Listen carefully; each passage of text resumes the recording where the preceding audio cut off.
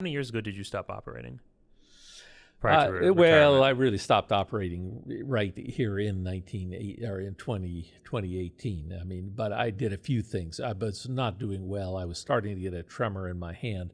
Most of the last 2 years that Dr. Correa was here, I just served as her assistant for most of the things. I would, I maybe would start the cases if she was late or something, but if she was there, I would let her do them because she was certainly a much better surgeon than I was, but also at that point in time, I knew that I had my own limitations. But certainly I haven't done anything since early, I'll say, putting some sutures in after Sure. taking a radioactive plaque out, and that's about it. So you stopped doing injections around that same time as well? Yeah, absolutely.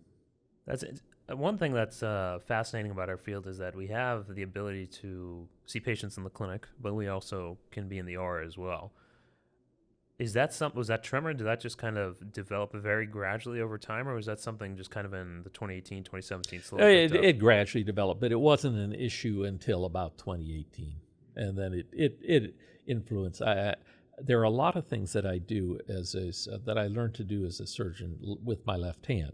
For example, I ended up always doing my needle biopsies of intraocular tumors with my left hand. And one of the reasons for that is, of course, when you put the needle in, we were usually doing all these with an indirect ophthalmoscope.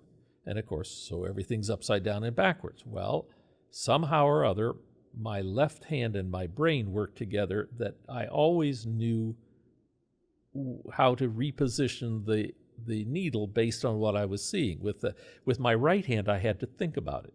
And I learned that early on, so I always did that. But things like putting sutures in, I was much better doing it with my right hand. Then as the tremor started to develop, that was not becoming very much fun anymore. Yeah, so you had ways around it.